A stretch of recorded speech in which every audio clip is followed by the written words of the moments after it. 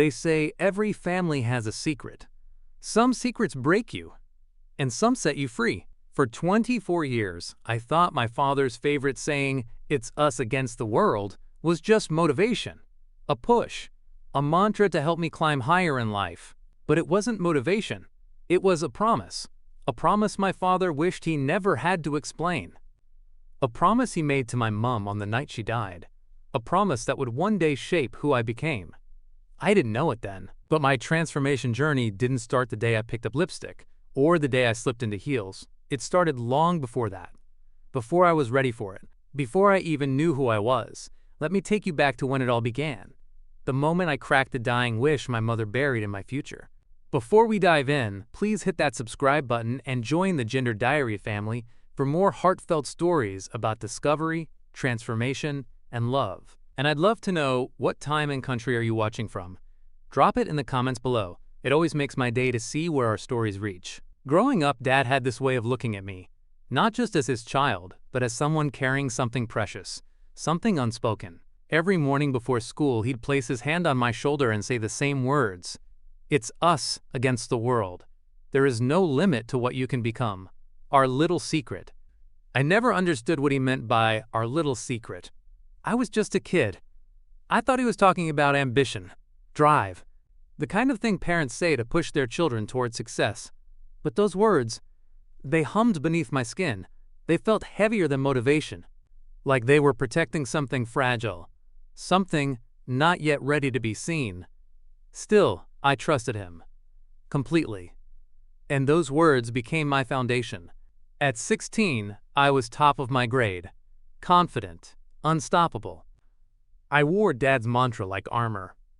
"It's us against the world" meant I could face anything, excel at anything, be anything. Or so I thought. Because the truth is, I had no idea what I was being prepared for. Mom passed when I was young. Too young to fully understand what death meant. Too young to know how much of her I'd carry forward. For years, it was just me and Dad. The house felt quieter than it should have.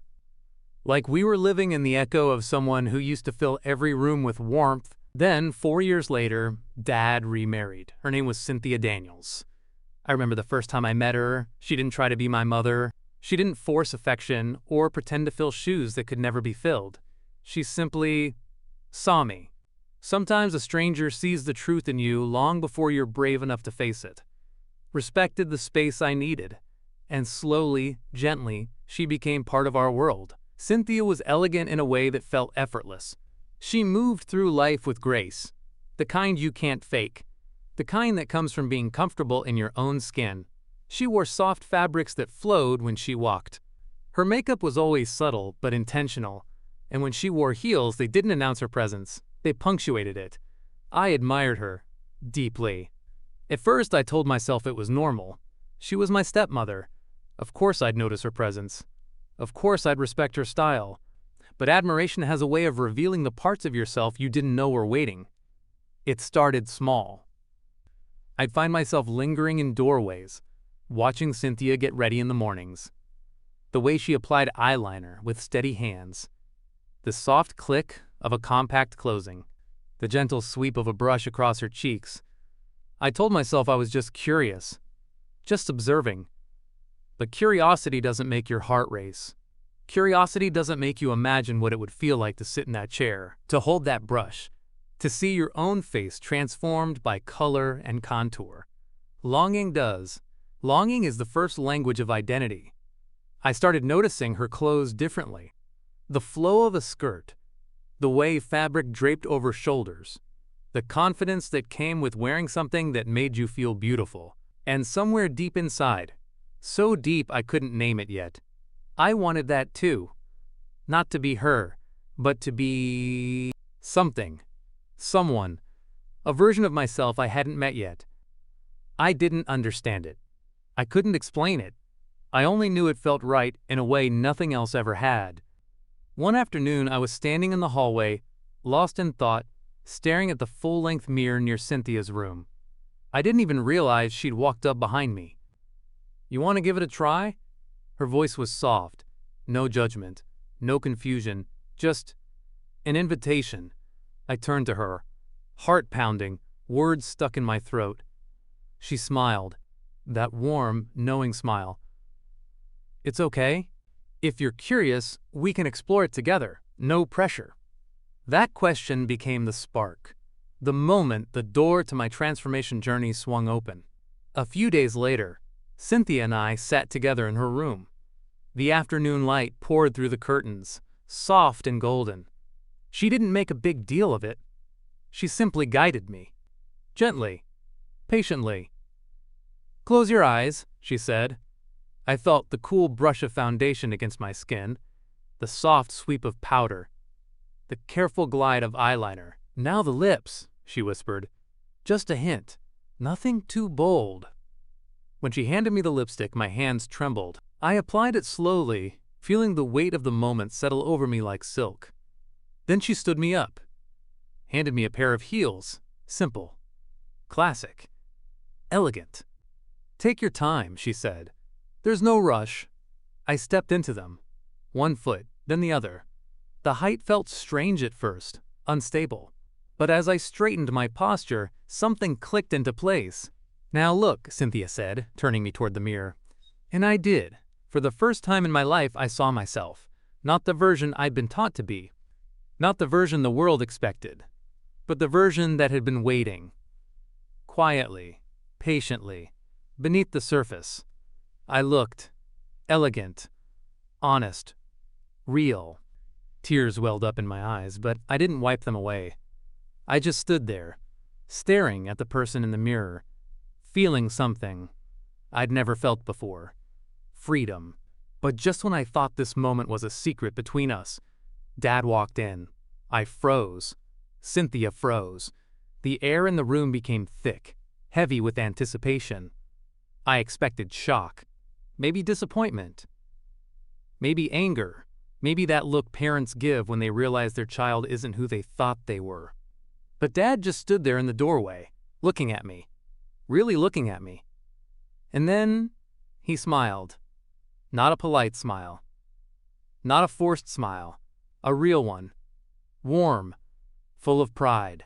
"You look beautiful," he said. And in that moment, every wall inside me collapsed. Those 3 words shattered every fear I'd been holding. I didn't know what to say. I didn't know what to feel. All I could do was stand there, tears streaming down my cheeks, as my father crossed the room and pulled me into a hug. Cynthia stood beside us, her hand resting gently on my shoulder, and for the first time in years, I felt whole. A few days later, Dad asked me to sit with him. Just the 2 of us. His voice was calm, steady, but there was something in his eyes, something deeper than I'd ever seen before. "I need to tell you something," he said, "something I've been holding on to for a long time." I nodded, unsure of what was coming. "The night your mom passed," he began, his voice softening, "she made me promise her something. She was weak, barely able to speak, but she held my hand tight and said, 'Let them be free. Let them be whoever they're meant to be.'" My breath caught. "She knew," Dad continued, "before I did, before you did. She saw something in you, a light, a spirit. She didn't know its name, but she knew its worth. A truth waiting to bloom. And she made me swear I'd protect that, nurture it, never let the world dim it." Tears blurred my vision.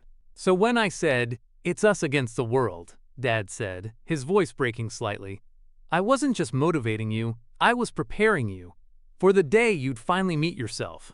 He reached out and took my hand. "Your mom's wish is coming true," he whispered, and I couldn't be prouder.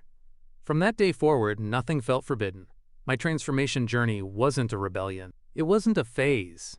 It wasn't something I did in secret or shame. It became a personal heritage, something I grew into with pride. Makeup became expression, a way to paint the person I'd always been inside. Heels became confidence, a reminder that I could stand tall in my truth. Clothes became language, a way to speak without words.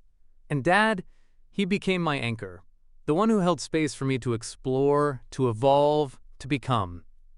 Cynthia became my guide, the one who showed me that femininity wasn't something you borrowed, it was something you discovered within yourself. Together, they gave me permission to exist, fully, authentically, unapologetically, and now, at 24, I cross-dress occasionally.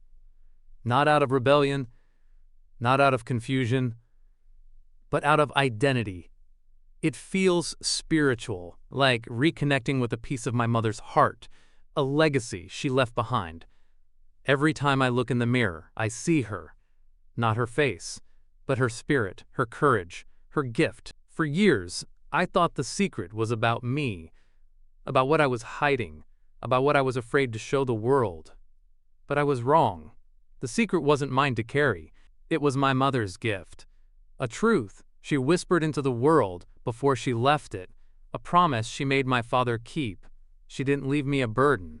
She left me freedom. And Dad, he didn't just keep his promise, he built a life around it. He chose a partner who would honor it. He spoke words every single day that would prepare me for the moment I'd finally understand. It's us against the world. Those words don't mean what they used to. They don't mean struggle. They don't mean survival.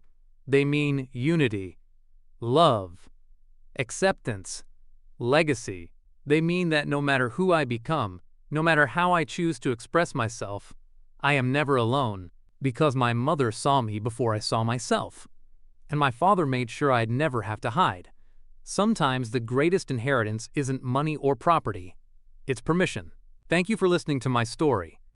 If you felt something, learned something, or saw a piece of yourself in this journey, I'd love for you to subscribe and join the Gender Diary family. Drop your country and time in the comments below. Your story matters too, and maybe, just maybe, your story could be the next journey we share on the Gender Diary. The end. The Gender Diary exists to light that path with shared stories. Whether you found connection in this narrative, you're on your own journey of gender exploration, or you're here seeking understanding, your subscription fuels our mission. Every subscriber empowers us to keep illuminating these authentic experiences for our community. Kindly drop a comment below. Your voice adds to the tapestry of experiences that makes this space meaningful. Until our next story unfolds.